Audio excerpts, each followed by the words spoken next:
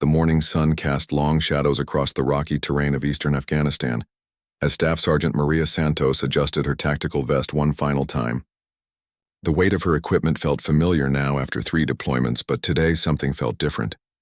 The air carried an unusual tension that made even the most experienced soldiers in her unit pause and check their weapons twice. Maria had joined the Army 6 years ago, fresh out of high school in San Antonio, Texas. Her father, a Vietnam veteran, had initially opposed her decision, but her determination was unshakable. She wanted to serve her country and prove that she could handle anything the military threw at her way. Standing at 5 feet 4 inches with determination that towered over mountains, Maria had quickly earned respect among her peers through consistent performance and unwavering courage. Her unit, the 2nd Battalion, 87th Infantry Regiment, had been stationed at Forward Operating Base Shank for 4 months. The base sat in a strategically important valley, surrounded by steep mountains that provided both protection and vulnerability. The Taliban used these same mountains as cover for their attacks, making every patrol a potentially deadly encounter. Maria served as a designated marksman, skilled with various weapons but particularly deadly accurate with the Barrett 82A150 caliber rifle. The briefing room buzzed with nervous energy as Captain Rodriguez outlined their mission for the day. Intelligence reports indicated increased Taliban activity in a village 12 kilometers north of their position. Local sources claimed the insurgents were planning a major attack on a nearby school where American forces had been helping to rebuild educational facilities for Afghan children. "This isn't just another patrol," Captain Rodriguez emphasized, his weathered face showing the strain of command. "We have credible intelligence that suggests they're planning something big. The village elders have requested our assistance, and we cannot let those children become casualties in this war." Maria listened intently while cleaning her rifle scope. She had seen too many innocent victims during her deployments, and the thought of children being harmed filled her with a cold determination. Her teammates knew that look in her eyes.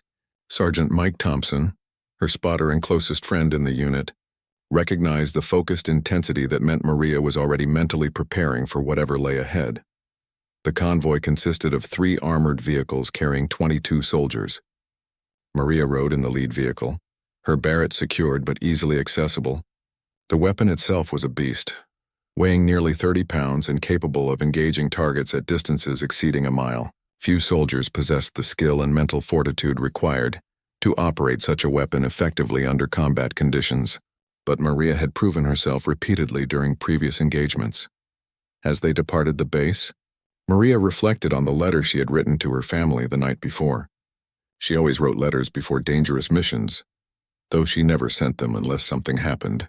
Her younger brother was starting college soon, and her parents were finally beginning to understand why she had chosen this path. They worried constantly, but they were proud of her service and the lives she had helped save. The terrain grew increasingly treacherous as they approached the village. Rocky outcroppings and deep ravines provided countless hiding spots for potential ambushes. The drivers maintained steady speeds while gunners scanned the surrounding area through their scopes. Radio chatter was minimal, with each vehicle reporting clear sections of road as they passed predetermined checkpoints. Thompson studied his maps while monitoring radio communications from other units in the area. "Intelligence suggests they might have heavy weapons," he informed Maria quietly. "RPGs, possibly mortars. Command wants us to be extra careful with our approach." Maria nodded silently, her eyes never leaving the landscape ahead. Years of combat experience had taught her to trust her instincts, and right now those instincts were screaming that something was wrong. The usual signs of civilian life were absent from the areas they passed through. No children playing, no farmers tending their fields, no elderly men sitting in the shade discussing the day's events. "Where is everyone?" asked Private Jenkins from the back seat, voicing what everyone was thinking. "Probably hiding," Thompson replied grimly. "Word travels fast in these mountains. If the Taliban are planning something big, the locals would know to stay indoors." The convoy reached a checkpoint 2 kilometers from the village where they paused to reassess the situation.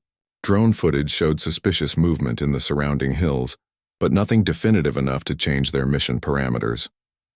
Captain Rodriguez made the decision to proceed, though he ordered increased vigilance and reduced the convoy speed to allow for better observation of potential threats.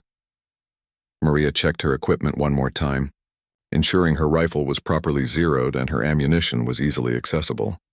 The Barrett carried 10 rounds of armor-piercing incendiary ammunition, each bullet capable of penetrating heavy cover and disabling vehicles. She carried additional magazines in her tactical vest, though she hoped the mission would conclude without requiring her specialized skills.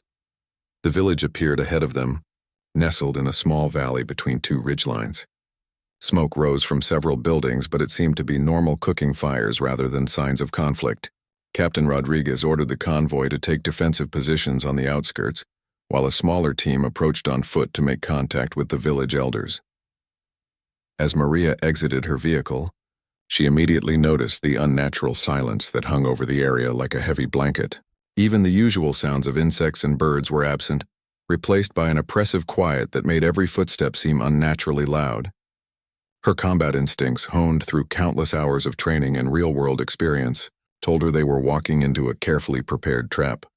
Thompson appeared beside her, carrying his spotting scope and radio equipment. "You feel it too?" he asked quietly. "Yeah," Maria replied, shouldering her rifle. "They're here, watching us."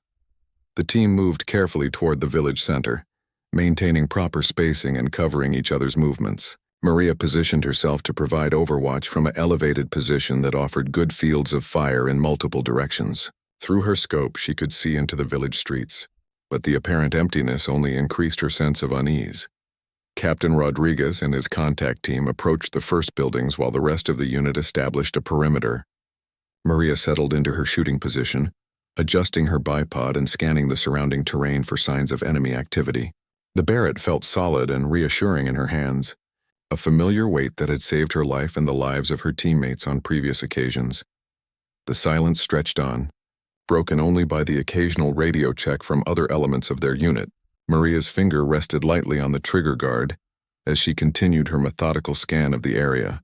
Something was definitely wrong, but she couldn't identify the specific threat yet.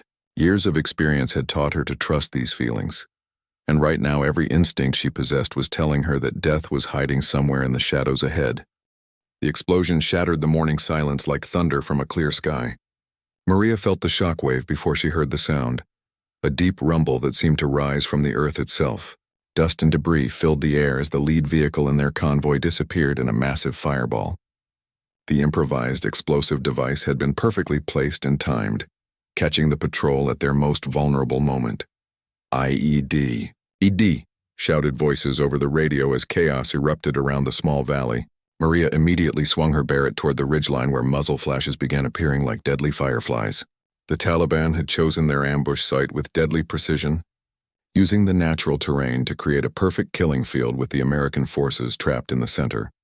Thompson dropped beside her, his spotting scope already tracking targets on the opposite hill. "I count at least 15 shooters on the north ridge," he reported through gritted teeth. "More movement on the south side. We're surrounded." The distinctive crack of AK-47 rifles echoed through the valley as insurgent fighters opened fire from multiple positions. Bullets whistled overhead and struck the ground around Maria's position, sending up small geysers of dirt and rock. She forced herself to remain calm, knowing that panic would get her teammates killed. Captain Rodriguez's voice crackled over the radio, barely audible above the gunfire. "All units, take cover and return fire. We need suppression on those ridgelines immediately." Maria acquired her first target through the Barrett's powerful scope. An insurgent fighter was positioned behind a large boulder approximately 800 meters away, firing down at her teammates with an RPG launcher. She could see his face clearly through the magnified optics. A young man probably no older than 20. For a split second she hesitated, but then she saw him adjusting his aim toward the position where 3 of her wounded teammates were taking cover. The Barrett roared like an angry giant, its massive muzzle blast creating a cloud of dust around Maria's position.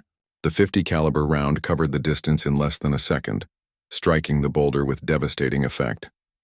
The heavy bullet punched through the rock as if it were made of cardboard, eliminating the threat instantly. "Target down," Thompson confirmed through his scope. "Nice shot." But there was no time to acknowledge the compliment. More muzzle flashes appeared along both ridgelines as the Taliban fighters revealed their positions. Maria realized with growing horror that this wasn't just an ambush. It was a carefully planned annihilation. The insurgents had probably been watching their base for weeks, learning their patrol patterns and preparing for this moment. Sergeant Williams, the squad's medic, was frantically working on casualties from the destroyed vehicle while under intense fire. Maria could see him dragging wounded soldiers to safety behind the remaining armored vehicles, his medical bag bouncing as he moved in a crouch. 2 soldiers were clearly in critical condition, and the unit's ability to evacuate them was severely compromised by the enemy's elevated positions. "We need to break contact," Captain Rodriguez transmitted, his voice strained. "But we can't move the wounded under this fire." Maria understood the impossible situation they faced. The Taliban controlled the high ground and had superior numbers. Any attempt to retreat would expose the unit to even more devastating fire. But staying in place meant slow death as the insurgents adjusted their aim and brought heavier weapons into play. She could already hear the distinctive whistle of incoming mortar rounds, which meant the enemy had indirect fire capabilities as well. A rocket-propelled grenade streaked across the valley, barely missing the vehicle where the wounded were sheltering. The explosion sent metal fragments flying in all directions, and Maria heard someone scream in pain over the radio. Time was running out, and conventional tactics weren't going to save them. Thompson was calling out targets as fast as he could identify them, but the enemy positions were well concealed and protected. "RPG team at 2 o'clock, range 900 meters, he reported. "Machine gun nest at 10 o'clock, approximately 600 meters. Maria engaged the machine gun position first, her second shot sending the Barrett's massive bullet through the sandbag fortification. The enemy fire from that position ceased immediately, but 2 more machine guns opened up from different locations. The Taliban fighters were disciplined and well prepared, probably veterans of previous engagements with American forces. The radio crackled with urgent transmissions from multiple units. "We're taking heavy casualties down here," reported Sergeant Peterson from the valley floor. "Need immediate support or we're going to lose everyone." Captain Rodriguez attempted to coordinate their response, but the enemy fire was too intense for effective movement. "Air support is 15 minutes out," he transmitted. "We need to hold until then." 15 minutes might as well have been 15 hours. Maria could see that several of her teammates were already wounded, and their ammunition was being consumed rapidly. The Barrett had tremendous stopping power, but it couldn't engage multiple targets simultaneously, and the enemy seemed to have an unlimited supply of fighters. A mortar round exploded 20 meters from Maria's position, covering her with dirt and debris. The concussion left her ears ringing, but she maintained her focus on the scope. Through the dust and smoke, she could see Taliban fighters moving to new positions, trying to get better angles on the trapped Americans. "Maria, we need suppression fire on the south ridge," Captain Rodriguez called over the radio. "They're flanking us." She swung the heavy rifle toward the new threat, her muscles aching from the weapon's weight and recoil. Through her scope, she could see insurgent fighters moving through the rocks like ghosts, using every piece of cover to advance closer to her unit's position. They were good, better than most Taliban fighters she had encountered before. Thompson was coordinating with other elements of their unit, trying to establish interlocking fields of fire that would prevent the enemy from advancing. But their ammunition was limited and every shot had to count. The Barrett was particularly precious because its heavy rounds could penetrate the stone and concrete cover the Taliban was using effectively. "Contact left. Contact left," shouted Private Martinez over the radio. "They're in the village." Maria's blood ran cold as she realized the full scope of the trap. The Taliban hadn't just positioned fighters on the ridge lines. They had infiltrated the village itself. Her unit was now taking fire from 3 directions, with wounded soldiers who couldn't be moved and limited options for escape or reinforcement. The sound of gunfire was becoming constant now, a deadly symphony of AK-47s, machine guns, and the occasional explosion of an RPG or mortar round. Maria forced herself to maintain steady breathing as she engaged target after target, each shot of the Barrett marking another small victory in what was becoming an increasingly desperate battle. She could see Captain Rodriguez moving between positions, trying to coordinate their defense while exposing himself to enemy fire. His leadership was keeping the unit together, but even the best leadership couldn't overcome the mathematics of their situation. They were outnumbered, outgunned, and trapped in terrain that favored their enemies. As she prepared for her next shot, Maria realized that conventional tactics weren't going to save her unit. Someone would have to do something extraordinary, something unexpected that would change the entire dynamic of the battle. She looked at her Barrett, then at her trapped and wounded teammates, and began to formulate a plan that would either save them all or get her killed in the attempt. The situation deteriorated rapidly as Taliban reinforcements arrived from the eastern approach. Maria watched through her scope as pickup trucks loaded with fighters raced along a distant ridge, their mounted machine guns already firing at her pinned unit. The insurgents had clearly planned this ambush for weeks, possibly months, and now they were executing it with deadly precision. "We've got vehicles approaching from the east," Thompson reported grimly, adjusting his spotting scope. "Looks like technical vehicles with heavy machine guns. This is about to get much worse." Maria could hear the strain in her spotter's voice. Thompson had been with her through 2 previous deployments, and she had never heard him sound this concerned. Through her Barrett's scope, she could see the approaching vehicles kicking up clouds of dust as they maneuvered into firing positions. Each truck carried at least 4 fighters, and their elevated machine guns would be able to engage her unit from angles that their current cover couldn't protect against.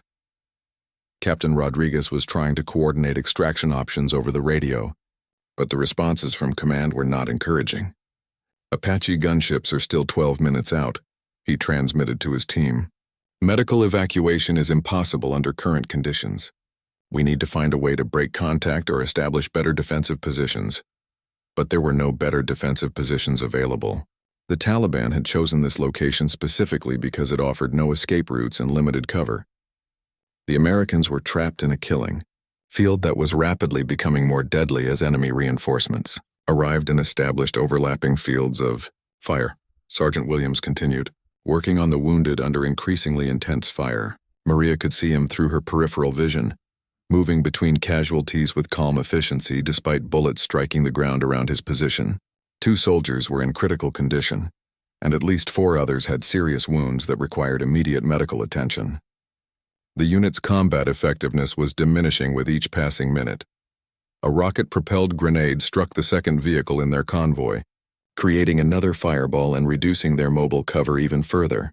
The explosion sent twisted metal flying through the air, and Maria felt fragments strike her helmet and body armor. The Barrett's scope had been knocked slightly off alignment, and she quickly made adjustments while scanning for the RPG team responsible. "RPG team neutralized the second vehicle," Thompson reported through his scope. "I can see the launch position, approximately 700 meters, north-northwest." Maria acquired the target and fired, the Barrett's massive round punching through the stone wall the insurgents were using for cover. But even as that threat was eliminated, 2 more RPG teams appeared in different positions.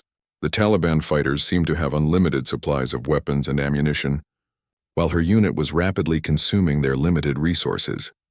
The technical vehicles had now reached optimal firing positions and began engaging with their mounted machine guns. Heavy-caliber bullets raked across the American positions, forcing everyone to seek whatever cover they could find. Maria pressed herself against the rocky ground as bullets whistled overhead, some passing so close she could feel the displacement of air. "We need to neutralize those vehicles," Captain Rodriguez transmitted urgently. "They're cutting off all our movement options." Maria studied the tactical situation through her scope. The technical vehicles were positioned on elevated ground approximately 1,000 meters away, well within the Barrett's effective range, but protected by natural terrain features. More importantly, destroying them would require her to expose herself to fire from the other enemy positions scattered throughout the area. Thompson seemed to read her thoughts. "It's a long shot," he said quietly, "but you might be able to hit their fuel tanks or engine blocks. Disable the vehicles and we might have a chance to move." She nodded grimly, understanding what he wasn't saying. Taking those shots would require her to remain exposed for extended periods, while the entire Taliban force concentrated their fire on her position. It was essentially a suicide mission, but it might create the opportunity her unit needed to escape with their wounded. The mortar fire was becoming more accurate as the enemy observers adjusted their aim. Each explosion crept closer to the American positions, walking deadly steel fragments across the valley floor. Maria realized they probably had only minutes before the mortars found their range, and began systematically destroying what little cover remained. "Contact rear! Contact rear!" screamed Private Johnson over the radio. "They're coming up behind us." Maria's heart sank as she realized the Taliban had completed their encirclement. Enemy fighters were now attacking from 4 directions, turning the ambush into a complete annihilation attempt. Her unit was trapped in the center of an ever-tightening circle of death, with wounded soldiers who couldn't move and ammunition supplies that wouldn't last much longer. She could see Captain Rodriguez making desperate calculations, trying to find some tactical solution that would save his people. But the mathematics of warfare were brutally simple in this situation. They were outnumbered at least 3 to 1, trapped in unfavorable terrain, burdened with casualties, and facing enemies who knew the area intimately. Thompson was calling out targets continuously now, his voice hoarse from shouting over the constant gunfire. Machine gun team moving to flank from the south. Sniper position established on the north ridge. Multiple fighters advancing through the village. Each target he identified represented another threat that needed to be neutralized, but Maria couldn't engage them all simultaneously. The Barrett was incredibly effective, but it was still just one weapon operated by one person. For every insurgent she eliminated, 2 more seemed to appear in different positions. A bullet struck the rock inches from her face, sending stone chips flying. She could feel blood trickling down her cheek from a small cut. But there was no time to treat minor wounds. Through her scope, she could see the muzzle flash that had nearly killed her. A Taliban sniper positioned in what remained of the village mosque's minaret. The return shot was instinctive, years of training taking over as her finger squeezed the trigger. The Barrett's massive bullet traveled the 800 meters to its target in just over a second, the heavy projectile punching through the ancient stone structure and silencing the enemy sniper. But even as that threat was eliminated, she could see movement in at least 6 other positions. Air support is still 8 minutes out, Captain Rodriguez reported, his voice showing the strain of command under impossible circumstances. We need to hold our positions and keep the wounded alive until extraction is possible. 8 minutes seemed like an eternity. Maria looked at her remaining ammunition and made quick calculations. She had perhaps 30 rounds left for the Barrett, and the unit's collective small arms ammunition was running dangerously low. The Taliban fighters showed no signs of running out of either bullets or determination. Sergeant Williams was now treating a 3rd critically wounded soldier, working with supplies that were nearly exhausted. Maria could see him applying pressure bandages and administering morphine, while bullets continued to strike around his position. The medic's courage was inspiring, but courage alone wouldn't keep the wounded alive much longer. The technical vehicles adjusted their positions, bringing their machine guns to bear on the American defensive positions from a new angle. Maria realized with cold clarity that her unit had perhaps 2 or 3 minutes before the enemy fire became completely overwhelming. Someone needed to act decisively, and the Barrett .50 caliber rifle in her hands represented their best hope of changing the tactical situation. She looked at Thompson, her trusted spotter and closest friend in the unit. He nodded slightly, understanding what she was thinking. They had worked together long enough that words were unnecessary. Both of them knew what had to be done, and both understood that it would probably cost Maria her life. But if her sacrifice could save the rest of the unit, especially the wounded soldiers who depended on their protection, then it was a trade she was willing to make. Maria made her decision in the space between heartbeats. She could see the tactical situation with crystal clarity now, understanding that conventional defensive tactics would only delay their inevitable destruction. The Taliban had superior numbers, better positions, and unlimited ammunition. Her unit's only chance of survival required someone to break the established patterns of engagement and create a completely new dynamic. Thompson, I need you to spot for the technical vehicles first, she said quietly, her voice steady despite the chaos around them. Then I'm going to do something that's either brilliant or completely insane. Her spotter adjusted his scope toward the enemy vehicles while bullets continued to whistle overhead. Range to the first technical is 1,050 meters, he reported. Wind is minimal, but you'll be shooting uphill at moving targets.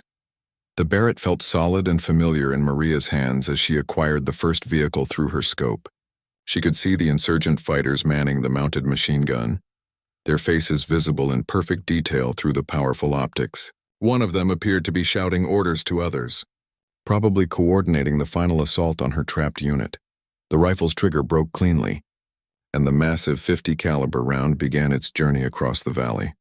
Maria watched through her scope as the bullet struck the technical vehicle's engine block, the heavy projectile punching through steel and aluminum like tissue paper. Steam and smoke immediately began pouring from the disabled vehicle as its crew scrambled for cover. "Hit," Thompson confirmed. "Vehicle disabled, crew bailing out." But the second technical had already spotted their muzzle flash and was turning its machine gun toward their position. Maria could see the weapon swinging in their direction, its operator frantically trying to establish a firing solution. She worked the Barrett's bolt action smoothly, chambering a fresh round while bullets from other enemy positions continued to strike around them. The second shot took longer to set up because the target was now aware of the threat and actively maneuvering. Maria tracked the vehicle through her scope, leading the target and accounting for its movement across the uneven terrain. When she fired, the bullet struck the Technical's fuel tank, creating a spectacular explosion that illuminated the entire ridgeline. "Second vehicle destroyed," Thompson shouted over the noise of the explosion. "But we've got every Taliban fighter in the valley focusing on our position now." That was exactly what Maria had been hoping for. By destroying the technical vehicles, she had not only eliminated two major threats but had also drawn the attention of the entire enemy force. Every insurgent fighter was now trying to locate and eliminate the American sniper who had just demonstrated the ability to engage targets at extreme range with devastating accuracy. Bullets were now striking all around their position as Taliban fighters concentrated their fire. Maria could hear the distinctive whistle of incoming rounds passing inches from her head, but she forced herself to remain focused on her next targets. The Barrett's scope revealed at least a dozen muzzle flashes scattered across the surrounding ridgelines, each one representing an enemy position that was now actively hunting her. "Maria, they're zeroing in on us," Thompson warned, his voice tight with concern. "We need to move." "Not yet," she replied calmly, already acquiring her next target. "I need to keep their attention for a few more minutes." Through her scope, she could see Captain Rodriguez and his team beginning to move wounded soldiers toward better cover. The enemy's focus on her position had created exactly the opportunity her unit needed to reposition and establish better defensive positions. But maintaining that focus would require her to continue engaging targets while remaining exposed to increasingly accurate return fire. Her third shot eliminated a machine gun team that had been preventing her teammates from reaching the wounded. The heavy bullet struck the weapon itself, destroying it in a shower of sparks and metal fragments. But even as that threat was neutralized, Maria could see insurgent fighters moving to flank her position from multiple directions. Thompson was calling out new targets as fast as he could identify them, his spotting scope revealing the enemy's movements in deadly detail. "Sniper team moving to high ground on your left. RPG team advancing through the rocks on your right. Multiple fighters approaching from the village." Each threat he identified represented a few more seconds of life for their unit. But Maria knew the mathematics of the situation were working against them. She was one person with limited ammunition, facing dozens of enemies who were systematically closing in on her position. Every shot she took revealed her location more precisely to the enemy observers. A rocket-propelled grenade exploded 15 meters from their position, the blast wave knocking both of them flat and filling the air with dust and debris. Maria's ears were ringing from the concussion, but she forced herself back to the Barrett's scope. Through the settling dust, she could see the RPG team reloading for another shot. The return fire was immediate and deadly accurate. The .50 caliber round struck the RPG operator center mass, the massive bullet's impact eliminating the threat instantly. But Maria realized with cold clarity that she had perhaps 2 or 3 minutes before the enemy fire became too intense to survive. "Captain Rodriguez, how's the wounded evacuation going?" she transmitted over the radio while working the Barrett's bolt action. "We've got most of them in better cover," came the reply, "but we still can't move them far enough to reach the extraction point." "Keep doing what you're doing, Santos. You're buying us the time we need." What she was doing was essentially committing suicide by increments. Every shot she took made her position more obvious to the enemy, and the Taliban fighters were disciplined enough to coordinate their return fire effectively. Maria could see muzzle flashes appearing in positions that would soon have direct lines of sight to her location. Thompson grabbed her shoulder urgently. "We need to move right now," he insisted. "I can see at least 20 fighters converging on this position." Maria looked through her scope one more time, counting the remaining threats that were still preventing her unit from reaching safety. There were too many of them, scattered across too wide an area for conventional tactics to handle. But the Barrett in her hands represented a unique capability that could still change the outcome of this engagement. "Thompson, I need you to get back to the unit," she said quietly, her voice carrying absolute conviction. "Help coordinate the wounded evacuation." "I'm not leaving you here," he replied immediately. "We're a team." "That's exactly why you need to go," Maria said, still studying the enemy positions through her scope. "Someone needs to make sure the wounded get out alive, and Captain Rodriguez needs a good spotter to coordinate defensive fires." She could see the understanding dawning in Thompson's eyes as he realized what she was planning. They had been through too many battles together for him to mistake her intentions now. She was planning to maintain her position and continue engaging enemy targets until her ammunition was exhausted, or the Taliban fighters overran her position. "Maria, this is suicide," Thompson said urgently. "There has to be another way." "Sometimes there isn't another way," she replied calmly, chambering a fresh round. "Sometimes you just have to step forward and do what needs to be done." A bullet struck the rock beside her head, sending stone fragments flying. Through her scope, she could see the sniper who had fired, already working his bolt action for a follow-up shot. Her return fire silenced that threat, but two more snipers immediately opened fire from different positions. The Taliban fighters were closing in from 3 directions now, using fire and movement tactics to advance while maintaining suppressive fire. Maria realized she had perhaps 90 seconds before they reached assault range of her position. After that, the Barrett's long-range accuracy would become irrelevant as the engagement turned into close-quarters combat. Thompson hesitated for another precious second, torn between loyalty to his teammate and duty to the unit. Maria could see the conflict in his eyes, but she also knew he understood the tactical reality they faced. Her sacrifice would only be meaningful if someone survived to coordinate the evacuation of their wounded comrades. "Go," she said firmly, not taking her eyes off the scope. "That's an order." With visible reluctance, Thompson gathered his spotting equipment and began moving back toward the main unit's position. Maria felt a moment of profound loneliness as her closest friend disappeared into the smoke and dust. But she pushed those emotions aside.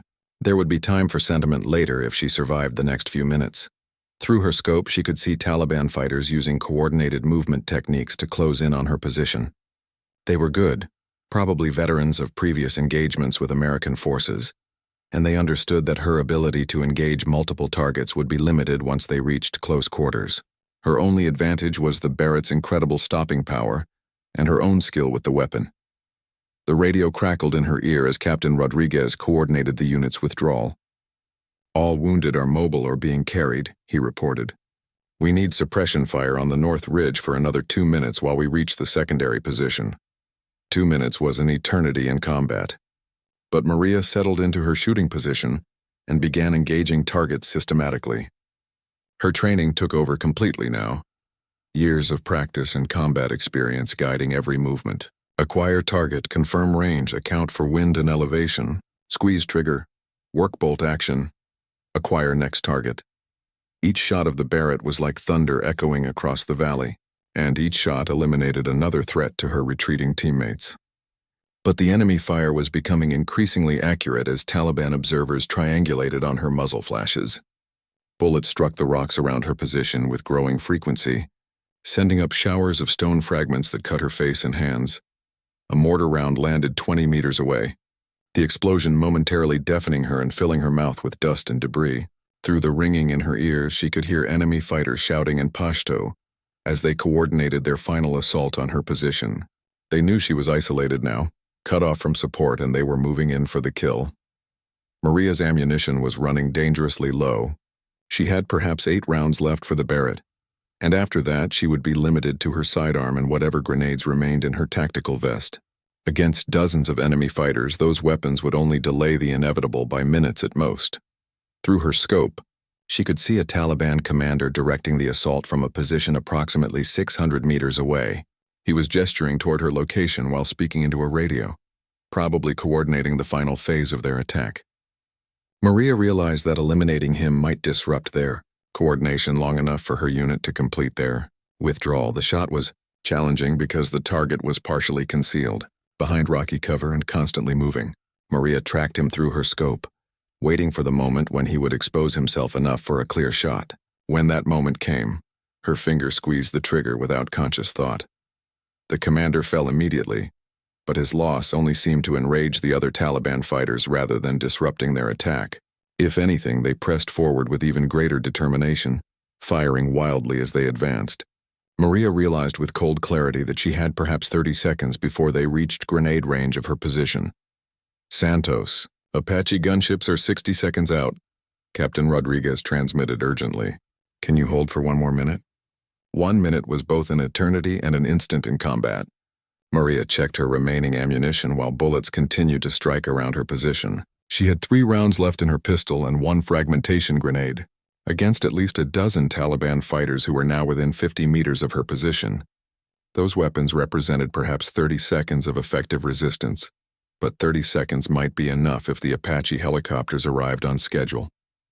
Maria had seen what those gunships could do to enemy positions.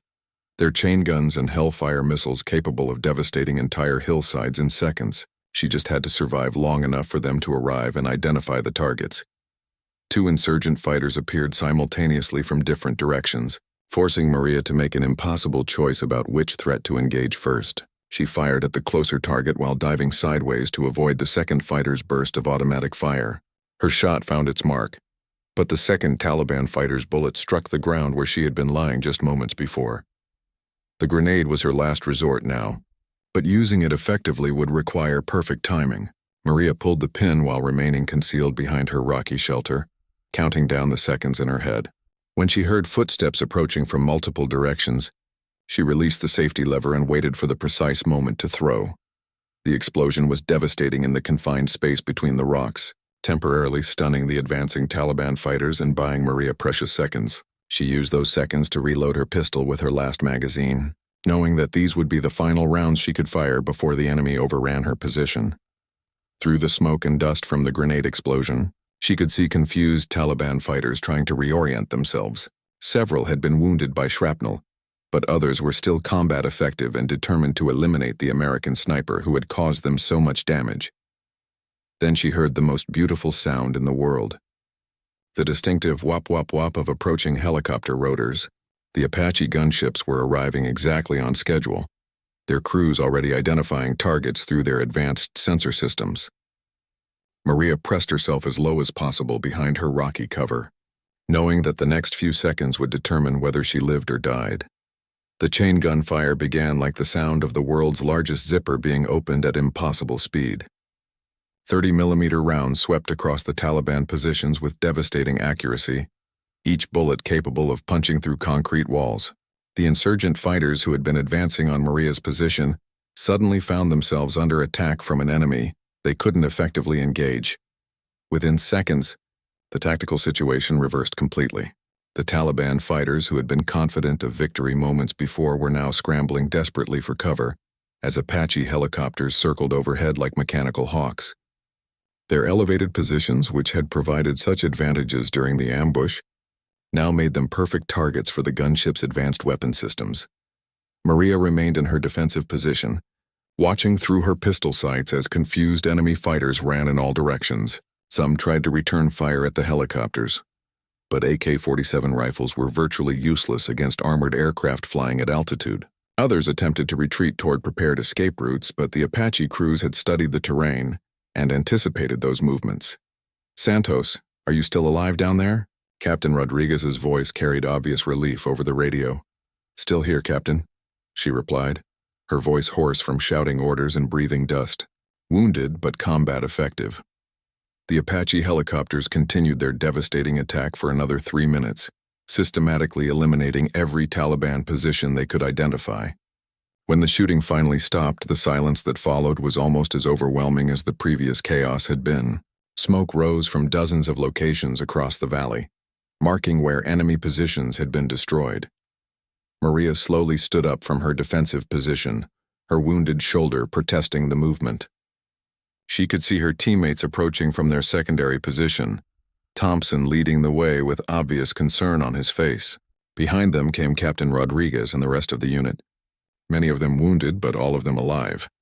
The Barrett .50 caliber rifle lay beside her previous fighting position, its metal surface scarred by bullet impacts and shrapnel. That weapon had saved her unit's lives, but it had been her willingness to use it effectively under impossible circumstances that had made the difference between survival and annihilation. "What's your status?" Captain Rodriguez's voice crackled over the radio. "Still engaging targets, Yan," she replied calmly while working the Barrett's bolt action. "How's the evacuation proceeding?" "We're almost to the secondary position, but we need another minute to get the wounded into hard cover." Another minute was time she might not have, but Maria understood what was being asked of her. Her teammates were depending on her to hold this position just long enough for them to reach safety. After that, her own survival became irrelevant compared to the lives she would save. A grenade exploded on the slope below her position, close enough that she could feel the heat from the blast. Taliban fighters were now visible to her naked eye, dark figures moving between the rocks like deadly shadows. She switched to her sidearm, knowing that the Barrett would be useless at such close range. The first insurgent appeared around a boulder 30 meters away, his AK-47 already tracking toward her position. Maria's pistol fired twice, the 9mm round striking center mass and dropping him instantly. But two more fighters immediately appeared from different directions, and she realized that close-quarters combat was now inevitable. Years of combat training took over as Maria moved between rocks, using whatever cover was available while engaging targets with her sidearm. The Taliban fighters had superior numbers, but they had to expose themselves to reach her position, and she made each exposure costly for them. A bullet grazed her left shoulder, spinning her around and causing her to drop behind a low stone wall. She could feel blood soaking through her uniform, but the wound wasn't immediately debilitating. More importantly, she could hear American voices in the distance suggesting that her unit had successfully reached better defensive positions. Santos. Thompson reached Maria first, his face showing a mixture of relief, admiration, and concern as he examined her wounds.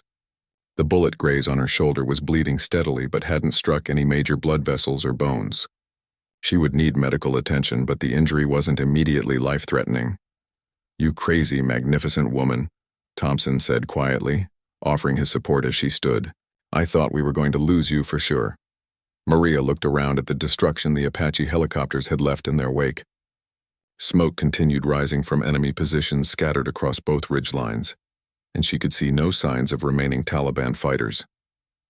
The ambush that had seemed certain to destroy her unit had been completely reversed in a matter of minutes. Captain Rodriguez approached with Sergeant Williams, the medic already preparing to treat Maria's shoulder wound. "Santos, what you did today was either the bravest thing I've ever seen or the most insane," the captain said, his voice carrying deep respect. "Probably both." As Williams worked on her shoulder, Maria reflected on the engagement and its outcome. The Taliban had planned their ambush perfectly, using superior numbers and excellent positioning to create what should have been an impossible situation for the American forces. But they had made one critical error in their calculations. They had underestimated what one determined soldier with the right weapon and sufficient training could accomplish when the lives of her teammates were at stake.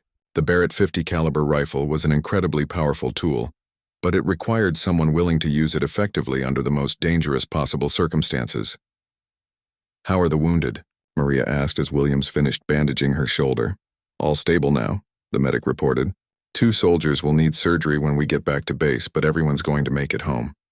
Thanks to you buying us the time we needed to get them into proper cover." The helicopter evacuation arrived 20 minutes later, with medical personnel immediately taking charge of the most seriously wounded soldiers. Maria watched as her teammates were loaded onto the aircraft, knowing that each of them would survive because of the decisions she had made during those crucial minutes when their survival hung in the balance. Captain Rodriguez gathered the remaining members of the unit for a brief after-action discussion while they waited for their own extraction. "I want everyone to understand what happened here today," he said seriously. "We were facing annihilation, complete destruction of our unit with no survivors." He looked directly at Maria as he continued. "Staff Sergeant Santos made a conscious decision to expose herself to enemy fire in order to draw their attention away from our wounded and create opportunities for the rest of us to reach better positions.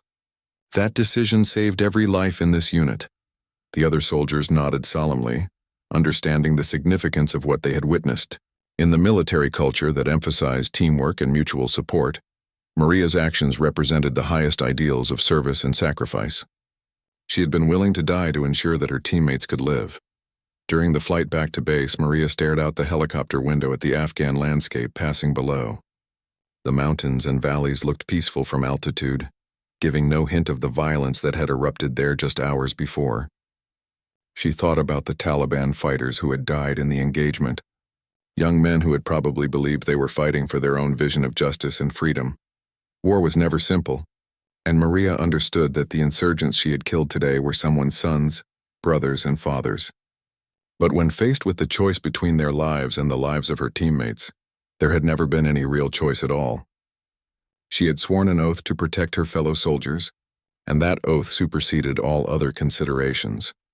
The debriefing at Forward, Operating Base Shank, lasted for 3 hours as intelligence officers tried to understand how the Taliban had managed to organize such a sophisticated ambush. Maria provided detailed information about enemy positions, tactics, and equipment, helping to build a picture of an opponent that was becoming increasingly professional and well-coordinated. "The fighters we encountered today were much better trained than typical Taliban forces," she reported. "They used proper fire and movement techniques, coordinated their attacks effectively, and showed good discipline under fire. Someone has been training them, probably foreign advisors."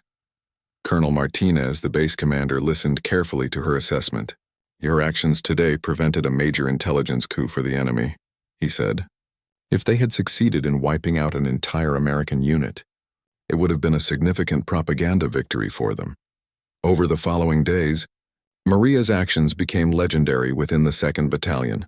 Word spread quickly about the staff sergeant, who had single-handedly held off dozens of enemy fighters while her unit evacuated their wounded. But Maria herself was uncomfortable with the attention and praise. "I just did my job," she insisted whenever anyone brought up the engagement. "Any soldier in my position would have done the same thing." But her teammates knew better. They understood that what she had done required not just training and skill, but a level of courage and self-sacrifice that went far beyond normal expectations. Thompson, in particular, never forgot the moment when she had ordered him to leave her alone in that defensive position. 3 weeks later, Maria received word that she was being recommended for the Silver Star, the 3rd highest military decoration for valor in combat. The recommendation described her actions as conspicuous, gallantry and intrepidity in action against an armed enemy, language that seemed inadequate to capture the reality of what had occurred.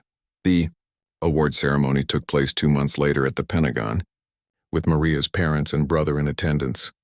As the medal was pinned to her uniform, she thought about her teammates who had made it home safely because of those few minutes of desperate fighting in an Afghan valley. After the ceremony, a young female soldier approached her with obvious nervousness. "Ma'am, I just wanted to say that your story inspired me to volunteer for combat arms," the soldier said. "I want to serve my country the way you did." Maria smiled, remembering her own determination to serve despite her father's initial objections. "The military needs soldiers who are willing to step forward when it matters," she said. "Just make sure you're doing it for the right reasons." Years later, when Maria had returned to civilian life and started a family of her own, she would sometimes think about that day in Afghanistan. She never spoke about it unless directly asked, and even then she kept her descriptions brief and factual. Some experiences were too intense and personal to share casually, but she knew that every member of her unit had gone home to their families because she had been willing to step forward with the Barrett .50 caliber rifle when death seemed certain. In a world full of difficult choices and moral complexity, that knowledge provided a foundation of certainty that sustained her through all the challenges that followed. The Barrett still held a place of honor in her memory, not as an instrument of violence, but as a tool that had allowed her to protect the people who mattered most when they needed protection desperately. Sometimes that was what courage looked like. One person willing to face impossible odds so that others could live to see another day.